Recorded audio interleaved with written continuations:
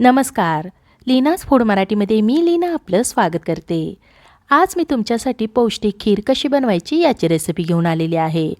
चला तर मग आजच्या या रेसिपीला सुरुवात करूया. खीर बनवायच्या अगोदर इथे मी ड्रायफ्रूट्स घेतलेले आहेत.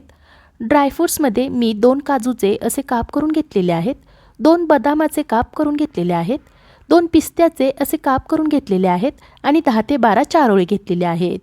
तुम्ही तुमच्या आवडीनुसार ड्रायफ्रूट्सचे प्रमाण कमी किंवा जास्त करू शकता किंवा आवडीप्रमाणे ड्रायफ्रूट्स घेऊ शकता. गोड पदार्थ करायचा असल्यामुळे कढईमध्ये पाणी अगोदरच उकळून घेतलेलं आहे. असं केल्यामुळे खिरीला तिखटाचा वास येणार नाही. कढईमध्ये 1 चमचा तूप घालूया. तूप वितळल्यानंतर याच्यामध्ये ड्रायफ्रूट्स घालूया. गॅसच्या मंद आचेवर ड्रायफ्रूट्स हलका सोनेरी रंग येईपर्यंत तळून घेऊया. असं ड्रायफ्रूट्स तळून घेतल्यामुळे त्याला चव छान येते आणि खिरीलाही अप्रतिम चव येते.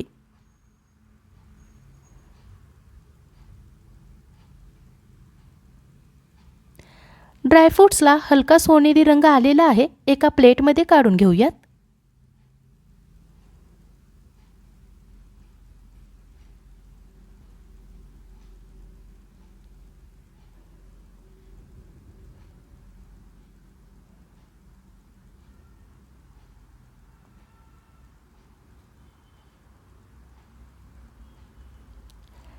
त्यातच आणखीन 1 चमचा तूप घालूया. आजची ही खीर नुसती शेवयापासून बनवणार असल्यामुळे इथे मी अर्धी वाटी शेवया घेतलेल्या आहेत. शेवया अगोदरच चुरून घेतलेल्या आहेत. तूप वितळलेलं आहे. शेवया घालूया. आता ह्या शेवया गॅसच्या मंद आचेवर चांगल्या हलका सोनेरी रंग येईपर्यंत भाजून घेऊया. जेवढ्या मंद आचेवर शेवई भाजाल तेवढी प्रत्येक शेवई मोकळी होते आणि खीर चिकट किंवा चिवट होत नाही. गॅसच्या मोठ्या किंवा मध्यम आचेवर शेवया भाजल्या तर त्या लवकर करपतात. अशा भाजलेल्या शेवयांची खीर नीट मिळून येत नाही.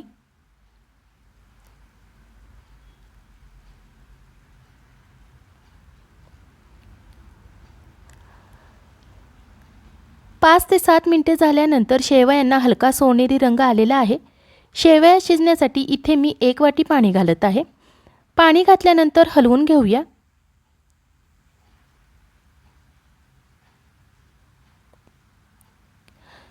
सुरुवातीलाच पौष्टिक खीर म्हटलं आहे कारण खिरीसाठी इथे मी अर्धी वाटी विळीने चिरून घेतलेला गूळ घालत आहे. गूळ हा आपल्या शरीरासाठी पौष्टिक आहे. गूळ घातल्यानंतर हलवून घेऊया.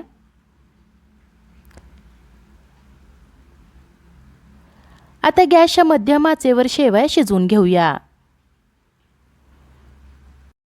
शेवया खाली तळाला लागू नये आणि गूळ पटकन विरघळावा म्हणून 2 ते 3 वेळा हलवून घेऊया.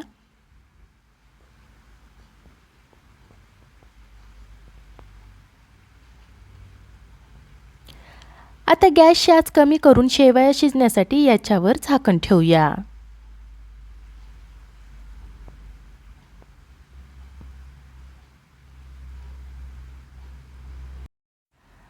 दहा ते 12 मिनिटे झाल्यानंतर झाकण काढूया.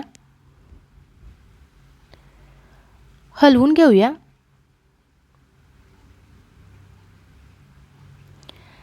शेवया शिजल्या आहेत का नाही ते पाहूया.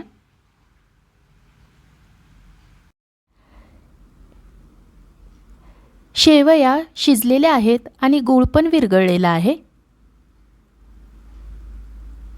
शेवया शिजल्या असल्या तरी आणखीन उमलण्यासाठी याच्यावर झाकण ठेवूया आणि थोडा वेळ थंड करून घेऊया.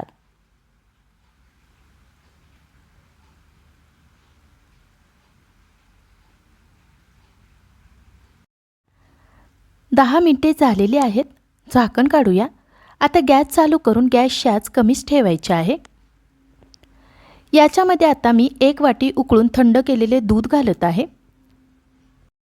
दूध जर गरम असलं तर खीर फाटण्याची शक्यता असते. खिरीला गोडवा आणण्यासाठी गूळ घातल्यामुळे तिला रंग सुरेख आलेला आहे. दूध घातल्यानंतर एकसारखे हलवत राहूया. खीर थोडी कोमट होण्यासाठी याच्यावर झाकण ठेवूया. 2 ते 3 मिनिटे झाल्यानंतर झाकण काढूया. खीर चांगली उमलून मिळून आलेली आहे. आता याच्यामध्ये पाव टीस्पून वेलची पावडर आणि तळून घेतलेले ड्रायफ्रूट्स घालूया. मिक्स करून घेऊया. मिक्स करून झाल्यानंतर लगेचच गॅस बंद करूया आणि झाकण ठेवूया. पौष्टिक खीर तयार झालेली आहे. ही खीर तुम्ही चपाती पुरीसोबत खाऊ शकता किंवा फ्रीजमध्ये ठेवून स्वीट डिश म्हणून खाऊ शकता. आजची ही रेसिपी अगदी साध्या सोप्या पद्धतीने केलेली आहे. तुम्ही जरूर करून बघा आणि कशी झाली ते मला कमेंट बॉक्समध्ये नक्कीच सांगा. अशा छान छान रेसिपी पाहण्यासाठी लीनाज फूड मराठीला लाईक, शेअर आणि सबस्क्राईब करायला विसरू नका. धन्यवाद.